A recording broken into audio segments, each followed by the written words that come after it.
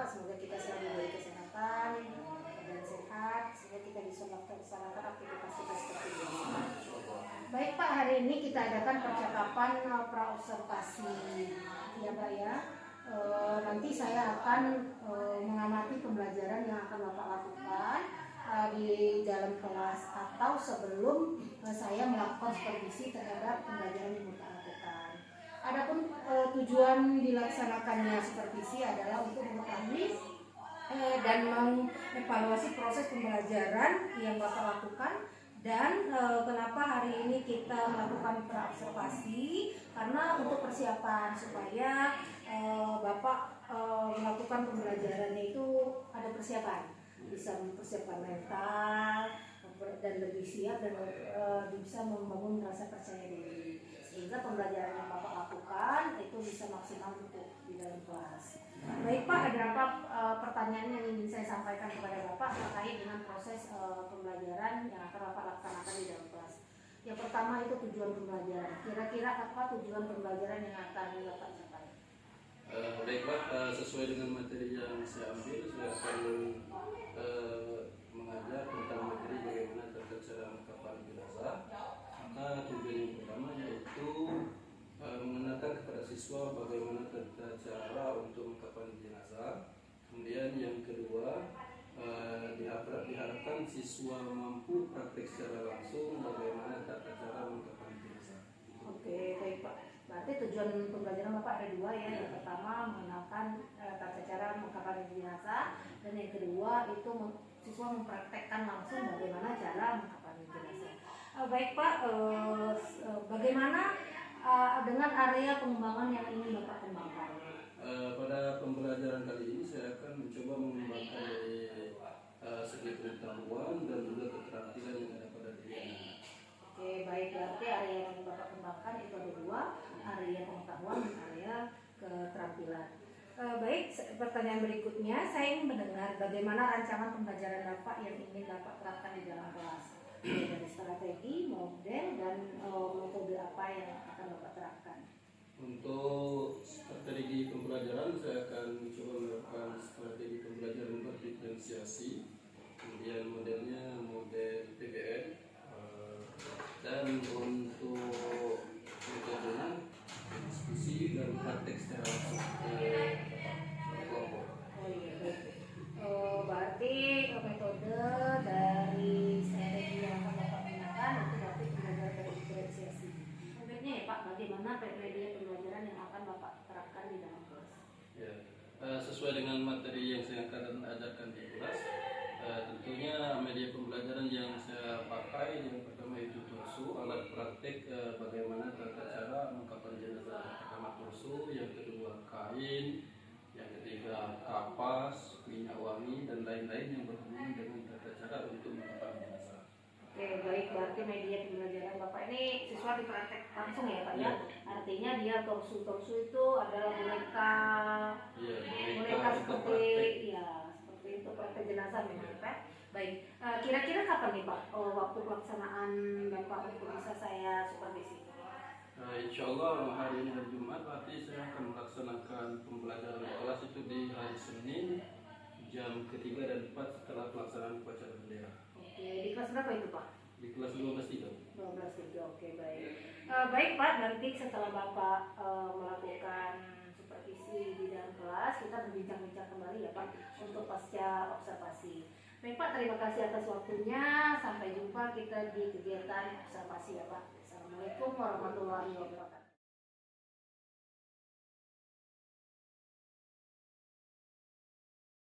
Assalamualaikum warahmatullahi wabarakatuh. Waalaikumsalam warahmatullahi wabarakatuh. Apa kabar semuanya?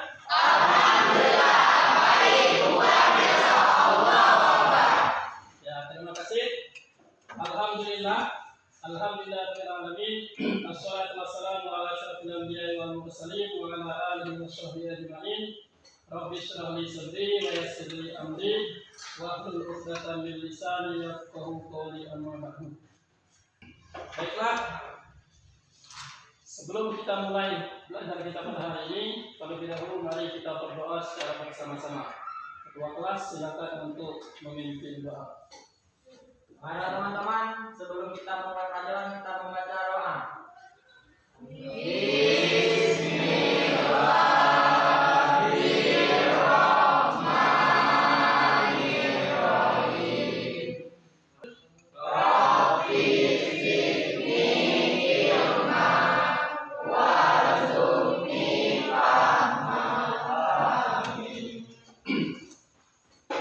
Dan mudah-mudahan dengan doa tersebut pembelajaran kita pada hari ini juga dapat berjalan dengan lancar dan kita dapat memanfaatkan pelajaran hari ini. Langsung saja kita baca absen terlebih dahulu.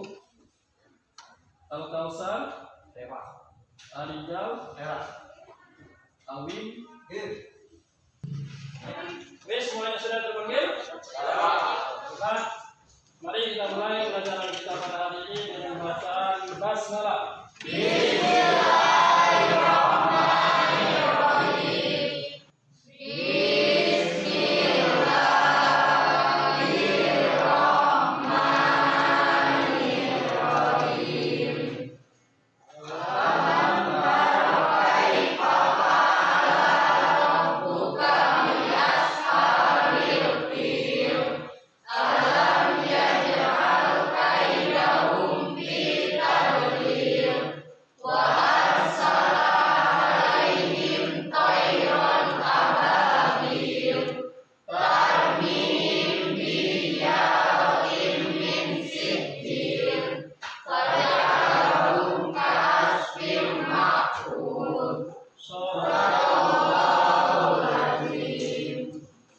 Terima kasih. Mudah-mudahan dengan membaca dari suci Al-Quran tersebut kita mendapat pahala di sisi Allah Subhanahu wa Ta'ala. Amin ya rabbal alamin. Baiklah anak-anak, minggu kemarin kita sudah belajar tentang iman kepada malaikat Allah. Masih ingat malaikat-malaikat Allah itu? Ada berapa malaikat yang wajib kita percayai? Malaikat yang wajib kita percayai ada 10. Coba sebutkan satu malaikat saja. Dan Muzammil yang kamu ketahui. Malaikat Jibril. Malaikat Jibril. Ya, kamu apa tugas malaikat Jibril? Ya. Ini apa tugas malaikat Jibril? Menyampaikan wahyu. Kepada siapa? Kepada Nabi dan Rasul. Jadi tugas malaikat Jibril itu menyampaikan wahyu kepada Nabi dan Rasul.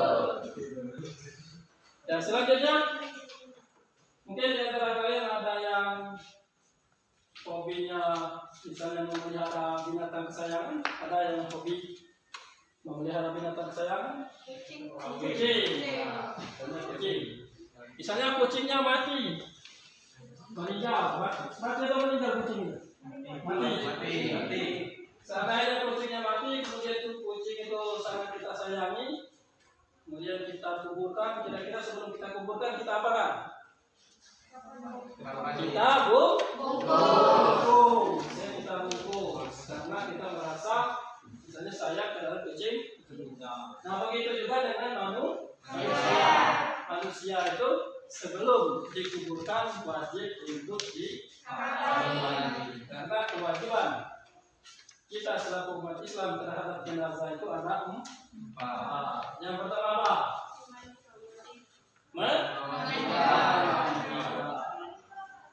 Yang kedua, mengkafani. Yang ketiga, dan yang terakhir, itulah kewajiban kita selaku umat Islam terhadap jenazah. Jadi materi kita pada hari ini adalah pengurusan jenazah. Sebelumnya tata cara mengkafani jenazah. Jadi kita tidak semuanya kita bahas. Kita cuma membahas tentang tata cara mengkafani jenazah.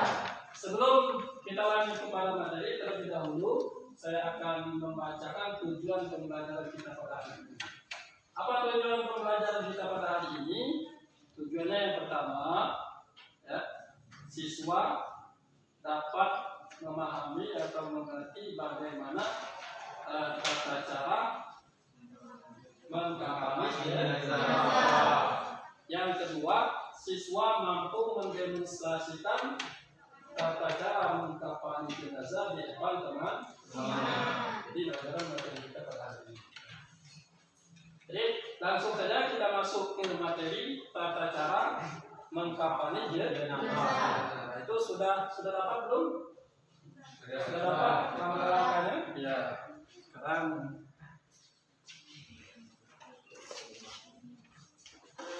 jadi situ sudah ada langkah-langkah tata cara untuk mengkampanye jenazah. Jadi kita selaku umat Islam minimal harus ngerti bagaimana cara mengkampanye jenazah. Jadi kalau misalnya nanti orang tua kita, saudara kita atau siapa kita yang meninggal, paling tidak kita mengerti. Jangan sampai tidak mengerti sama sekali. Baiklah, di sini ini sudah kita persiapkan alatnya. Yang pertama langkah-langkahnya siapkan kain kafan. Nah, yang pertama sudah pasti kita menyiapkan kain kafan. Ini ya. Kita siapkan kain kafan. Kemudian ukur kain kafan sepanjang badan jenazah dan lebihkan kurang lebih setengah meter. Jadi cara ukurnya itu ya, kita ukur panjang jenazah, lebihkan kurang lebih dari ukuran jenazah itu kurang lebih setengah meter. Setengah meter untuk apa?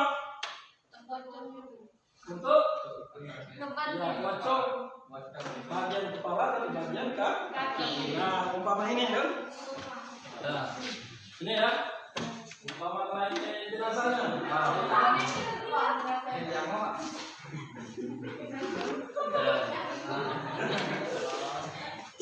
Jadi kita ukurnya, umpamanya ini ukurannya 2 meter, ya, maka kita lebihkan dari ukuran jenazah ini kurang lebih setengah meter sudah cukup untuk mengikat bagian atas dan bagian bawah. Jadi jangan dipaskan di sini ukurannya. Jadi tidak bisa mengikat kalau misalnya kita paskan. Nanti langkah yang berapa? Langkah yang kedua, siapkan tali pengikat sebanyak 5 tali atau secukupnya. Jadi jenazah itu diikat ya. Jadi kita harus menyiapkan tali. Selanjutnya bentangkan tali pengikat yang sudah disiapkan tadi. Nah, tali ya, kita bentangkan. Berapa tadi? 5. Ya, pintar. Cukup dari mana ya? Dua. Ada yang bisa bantu satu orang?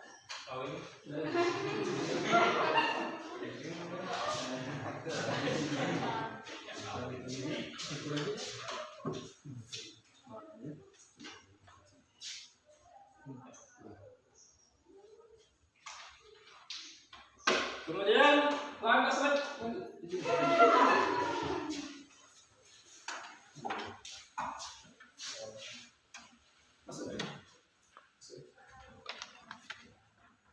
Kemudian letakkan kain kafan di atas tali lalu disunahkan memberi minyak wangi sampai lapis ketiga. Nah, silakan letakkan kain kafan.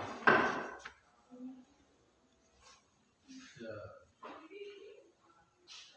Nah, ini ya. Ini lapis pertama. Jadi setiap lapis itu kita disediakan untuk minyak wangi. Coba anggap saja kamu ngasih minyak wangi coba.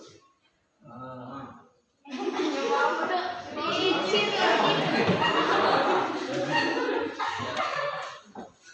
Jadi minyak wanginya bebas ya. Tidak harus ditentukan yang baunya seperti minyak yang biasa waktu kita melihat orang meninggal, tidak. Yang penting jangan sampai pakai jadi tidak dibatasi minyak wanginya. Kemudian selanjutnya baca 3 kali ya. Silakan satu lagi.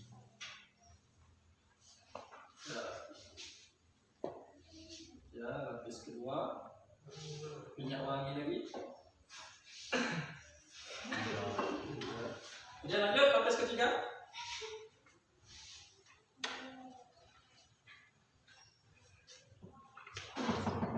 Ya. Nah itu ya 3 lapis. Jadi untuk laki-laki itu 3 lapis dan untuk perempuan laki-laki 3 lapis, perempuan 5 lapis. Jadi laki-laki 3, perempuan 5. Boleh dapat 1 lapis. Ya kalau memang misalnya cuma ada itu saja, misalnya cuma tinggal 2,5 meter, nah ke Palembang jauh, di dekat dekat kan, boleh. Itu kan disunahkan, sunah 3 atau 5 untuk laki-laki dan 5 untuk perempuan. Kemudian langkah yang kelima, letakkan celana dalaman yang terbuat dari kain kafan di atas kain kafan. Saya coba dalaman. Nah, ini. Nah, ini coba. Ini kita. Nah, ini deh. Nah, ini celana dalamnya, umpamanya. Ya. Sudah.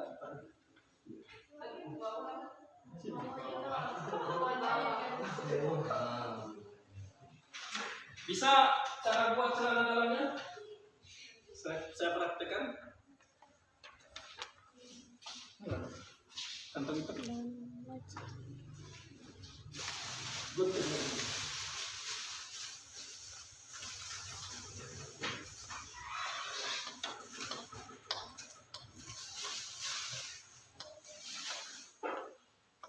Nah, jadi ini contoh sederhananya, ya, cara buat celana dalamnya.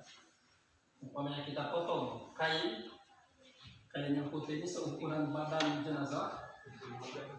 Seukuran misalnya kita sudah memprediksikan kalau jarak dari sini ke sini misalnya 10 cm, berarti potongnya 20 atau 25, kita kali lipat 2 begitu kan?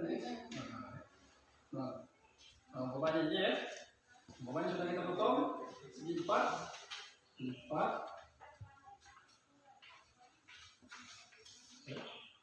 lipat 2. Lalu kalau mau cepat lipat lagi. Ingat tak? 1, 2.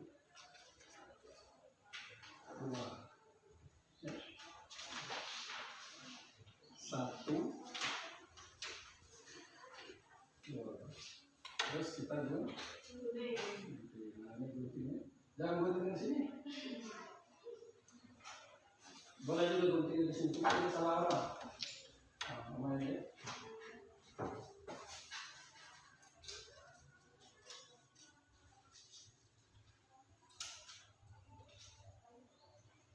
Kita buat tali untuk pengikatnya.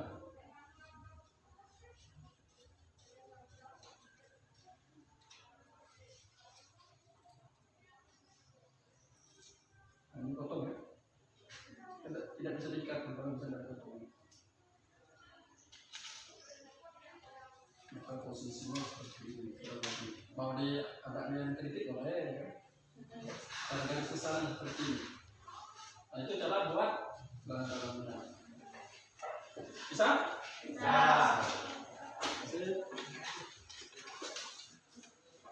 Kemudian letakkan baju, kerudung dan sarung yang terbuat dari kain kafan. Ini untuk perempuan ya. Kalau untuk laki-laki sebenarnya cukup sampai di sini saja. Meskipun di daerah kita pakainya pun, yang laki-laki pun pakai baju kalau di daerah kita sini. Tapi sebenarnya kalau yang laki-laki cukup 3 lapis ini ditambah dalaman. Nah. Cuma kalau nak pakai baju itu boleh, tidak menyalahi. Jadi letakkan baju, kerudung dan sarung yang terbuat dari kain kafan. Silakan cari bajunya. Ini baju. Gimana posisinya? Nah, taruh sini ya. Ini posisi kepala ya. Ya. Hah? Hilang. Ya. Nah, itu. Kemudian ini untuk di puluh ya. Kalau bahasa kita ada puluh atau jilbabnya. Jilbabnya taruhnya di bawah sini.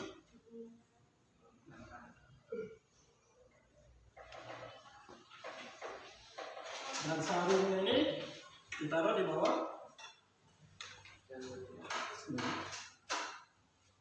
Bisa? Ya. Nah, ya. Kemudian langkah selanjutnya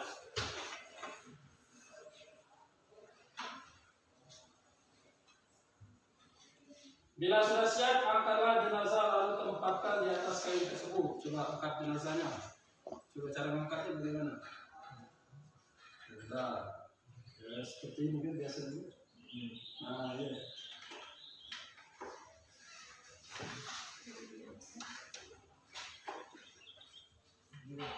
Ya, seperti itu.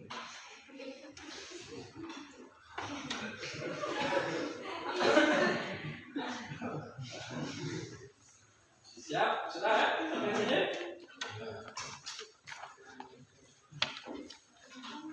Kemudian setelah itu pakaikan celananya, pakaikan celananya coba. Nah, ini kan sudah putus ya, sebenarnya ada tali ya. Sudah putus, ini ada tali, ini ada tali, seperti yang kita buat tadi kan. Nah, ya. Ini untuk mengikatkan di sini. Nah, diikat.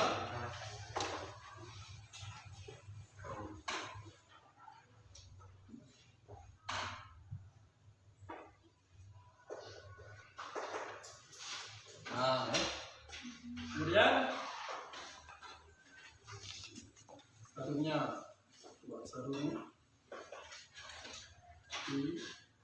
dibungkuskan seperti itu.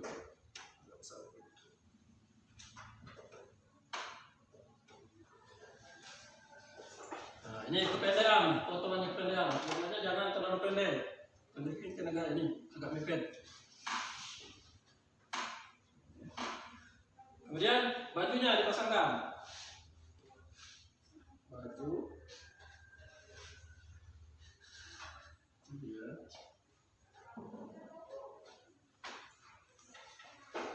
Nah, stop dulu. Bisa membuat bajunya? Bisa. Ya. Kita ya pokoknya yang sederhana saja. Kalau misalnya ada yang lebih bagus tidak apa-apa. Ukurlah seukuran misalnya dari sini ke sini 50 cm ya. Berarti kalikan 2, lebihkan sedikit. 50, 100 atau 110 lah. Potong kain, nah, posisi seperti ini. Ini. Ya. Nah, ya. Lipat 2, lipat ketiga.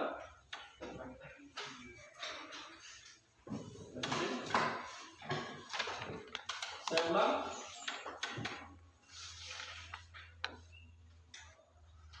Ya.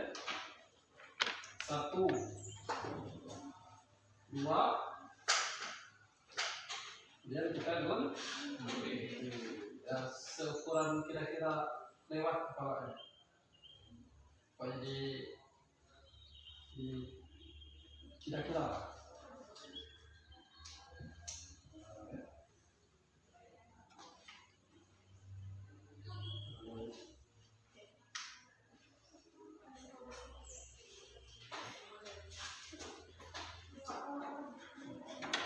Dan kalau mau agak divariasi lagi, nah, tangannya itu. Kemudian kalau misalnya masih tidak kuat di kepalanya, dan supaya lubangnya yang terlalu besar, mungkin sisi seperti ini. Bisa? Bisa. Kemudian buat tali pengikat. Tali pengikatnya itu, nah ini ya. Ambil dari tengah sini, dari bawah, sebab dari bawah itu kita ini.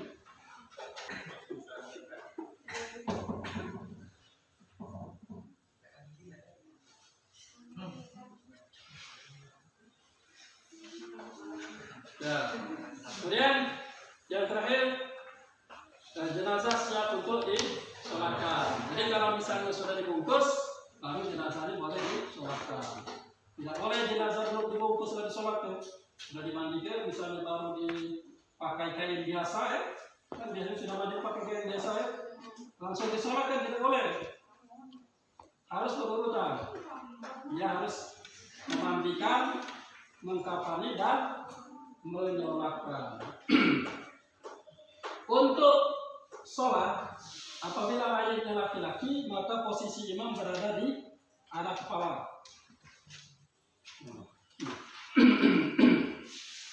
Ya, kalau misalnya mayatnya laki-laki, jenazahnya laki. Kemudian kalau jenazahnya perempuan, di mana?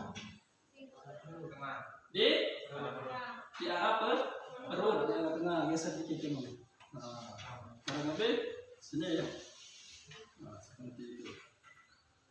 Jadi itu yang dianjurkan oleh Nabi, bahwasanya apabila perempuan di arah perut dan laki-laki di arah ke kepala. Kira-kira sampai di sini bisa? Bisa. Kapan di jenazah? Bisa? Bisa. Silakan duduk. Ya, kalian sudah menerima semua langkah-langkah ini? Silakan kami diskusikan selama 1 menit. Siapa yang mau jadi pemandunya, siapa yang akan mempraktikkan? Jadi kalau sudah siap,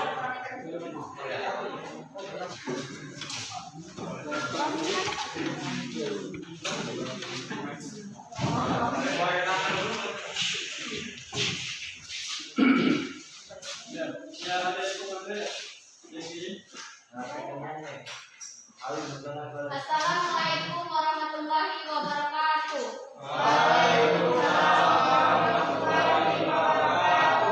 Di sini kita dari kelompok 1 akan mempraktekkan cara membungkus jenazah. Di sini kita akan mempraktekkan cara mengkafani jenazah.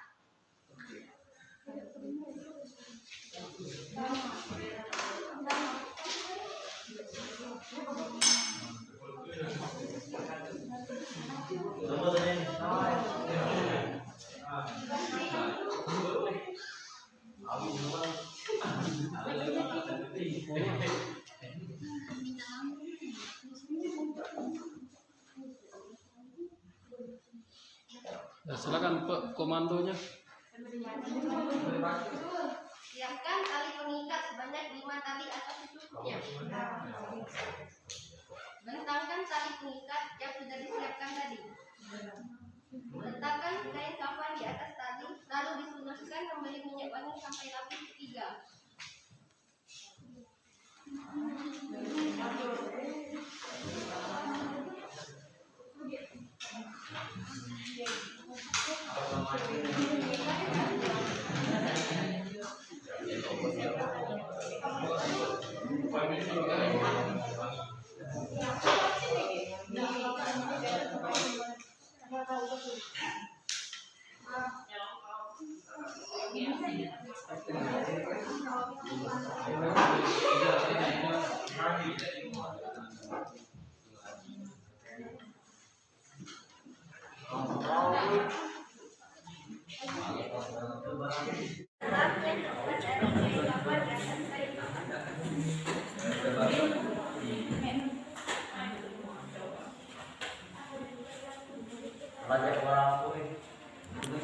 Letakkan baju, kerudung, dan sarung yang terbuat dari kain kafan.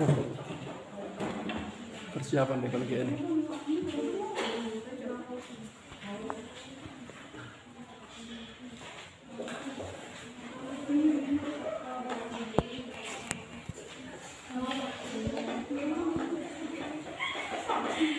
Bila sudah siap, angkatlah jenazah lalu ditempatkan di atas kain kafan tersebut.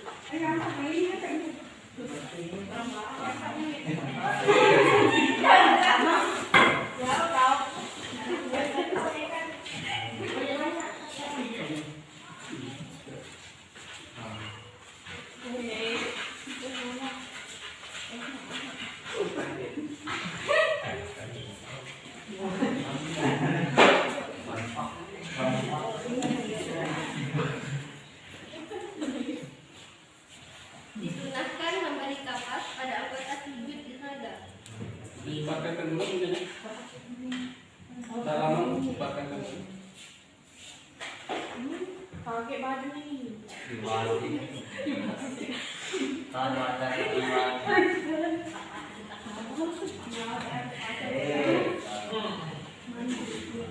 kan udah kayak kamu.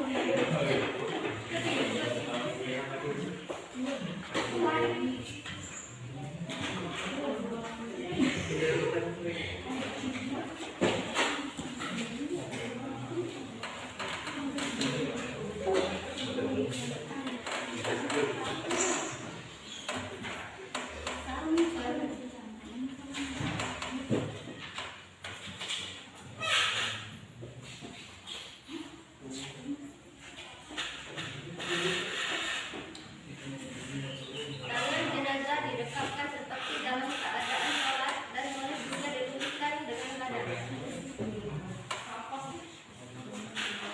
Ya, silakan pasang kapasnya di mana kapasnya? Ya, tuh. Paling mau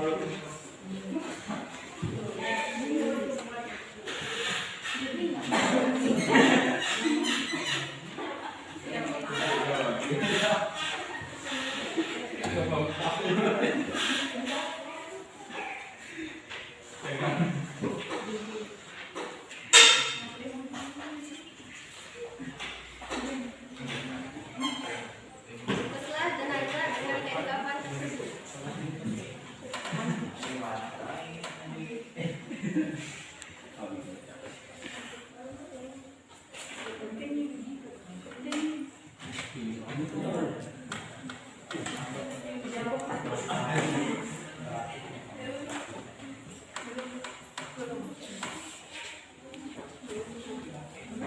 kain kafan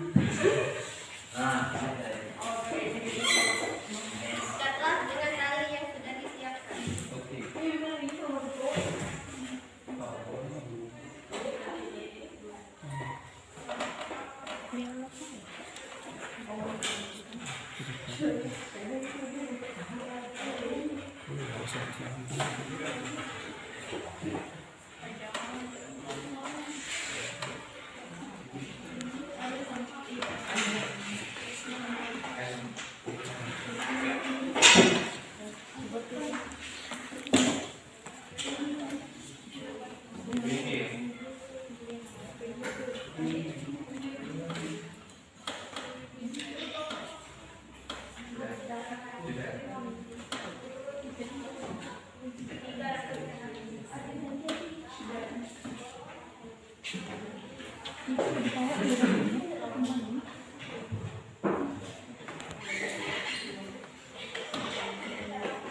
Jenazah siap disolatkan.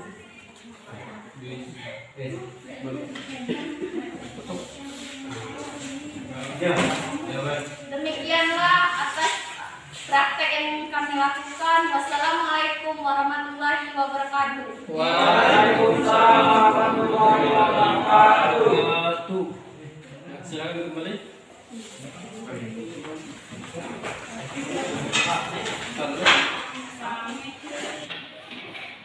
Baiklah, itulah tadi tata cara bagaimana untuk mempraktekkan atau memperagakan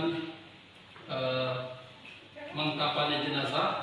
Kira-kira sebelum kita tutup, apakah ada yang belum jelas? Kalau ada yang belum jelas, silakan ditanyakan terlebih dahulu. Silakan yang mau ditanyakan yang berhubungan dengan pengurusan jenazah dengan supir, tata cara mengkafani jenazah. Ada yang mau ditanyakan? Tidak ada. Baiklah, kalau tidak ada, saya akan menyampaikan kesimpulan pembelajaran kita pada hari ini. Yang pertama, bahwasanya kewajiban kita terhadap jenazah itu ada 4. Yang pertama yaitu memandikan, yang kedua mandi, yang ketiga dan yang keempat menguburkan. Kemudian dalam mengkafani jenazah, untuk jenazah laki-laki itu disunahkan 3 lapis kain kafan, dan untuk perempuan 5 lapis kain kafan. Dan apabila dalam keadaan darurat boleh saja 1 lapis. Jadi itu tidak menghalangi untuk pelaksanaan pengkafanan jenazah. Kemudian kesimpulan selanjutnya bahwa dalam pelaksanaan pengkafanan jenazah kita disunahkan untuk memakai minyak wangian di kain kafan tersebut. Setelah itu di badan jenazah disunahkan juga untuk dipasang kapas. Di mana saja tempatnya? Di anggota sujud. Ada berapa anggota sujudnya? Pertama tadi, kemudian kedua telapak kanan, kedua lutut, dan yang terakhir kedua ujung kaki. Itu disunahkan untuk dipasang kapas. Itulah kesimpulan kita pada hari ini. Kemudian untuk minggu depan kita akan mempelajari tata cara praktek sholat jenazah. Jadi siapkan menjadi rumah bagaimana atau apa-apa saja yang perlu kita pahami dalam praktek sholat jenazah. Terima kasih atas segala perhatiannya. Mari kita tutup pelajaran kita pada hari ini dengan membaca doa kafaratul majlis. Bismillahirrahmanirrahim. Subhanaka Allahumma wa bihamdika asyhadu an la ilaha illa anta astaghfiruka wa atubu ilaik. Amin. Wassalamualaikum warahmatullahi wabarakatuh.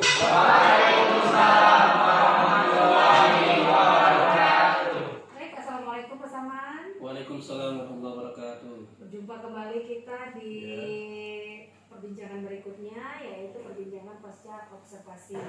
Pasca observasi ini setelah saya melakukan supervisi terhadap Bapak, ada beberapa pertanyaan yang ingin saya sampaikan kepada Bapak terkait dengan hasil supervisi yang dilaksanakan di dalam kelas pada saat pembelajaran Bapak. Baik Pak, ada beberapa pertanyaan yang ingin saya ajukan. Yang pertama itu adalah bagaimana perasaan Bapak setelah melakukan supervisi di kelas? Alhamdulillah setelah diadakan supervisi saya sudah diajari bagaimana tata cara mengajar siswa dengan baik dengan penerapan metode pembelajaran berdiferensiasi. Kita memberikan pembelajaran di dalam kelas dengan enjoy, senang, sehingga siswa aktif belajar mengikuti kegiatan yang kita sampaikan. Oke, baik Pak. Apakah area pengembangan yang ingin Bapak capai itu sudah tercapai semua atau bagaimana? Kalau dibilang tercapai semua mungkin belum, tapi sebagian besar area yang dikembangkan sudah tercapai. Namun tentunya ada hal-hal yang perlu diperbaiki di kemudian harinya. Oh iya, berarti ada kendala-kendala ya Pak yang Bapak hadapi. Kira-kira nih Pak, apa kendala yang Bapak hadapi dalam proses pembelajaran tersebut? Kalau saya perhatikan selama pembelajaran terlaksana, ada beberapa siswa yang belum aktif secara full mengikuti kegiatan pembelajaran. Kemudian yang kedua, mungkin dari segi pembagian kelompok terlalu besar kelompoknya sehingga ada sebagian siswa yang tidak terlalu mengambil peran dalam kegiatan praktik pembelajaran tersebut. Seperti itu. Iya, berarti Pak, itu kendala-kendala Bapak ya. Mungkin ada suatu rencana Bapak untuk kedepannya seperti apa? Rencana ke depan saya akan membagi kelompok sesuai dengan minat dan bakat siswa. Kemudian kelompoknya tidak terlalu besar supaya siswa itu mengambil peran aktif seluruhnya di dalam kelompok tersebut sehingga masing-masing siswa dengan mudah menerima materi yang akan kita sampaikan. Oke, baik Pak. Berarti kedepannya Bapak mungkin rencana Bapak akan melakukan pembagian kelompok itu berdasarkan gaya belajar ya Pak ya, dan dengan pembagian kelompok yang tidak terlalu banyak. Berarti kelompoknya yang banyak tapi anggota kelompoknya sedikit ya Pak ya. Oke, baik Pak. Apakah menurut Bapak kendala pada saat melakukan proses pembelajaran dalam kelas itu berarti Bapak sudah merencanakan untuk melakukan perbaikan-perbaikan. Berarti kira-kira rencana Bapak ke depan untuk melakukan perbaikan-perbaikan, semoga bisa terlaksana dan tercapai ya Pak ya. Saya tunggu kembali untuk percakapan-percakapan berikutnya, dan semoga pembelajaran Bapak yang Bapak lakukan akan terus bisa menerapkan pembelajaran yang menyenangkan, sehingga pembelajaran di kelas akan terjadi lebih baik ya Pak ya. Kira-kira nih Pak ya, kapan Bapak akan melakukan perbaikan-perbaikan tersebut? Insya Allah secepatnya dalam seminggu 2 minggu ini saya akan mengupayakan untuk melakukan perbaikan kekurangan-kekurangan yang ada dalam pembelajaran tersebut.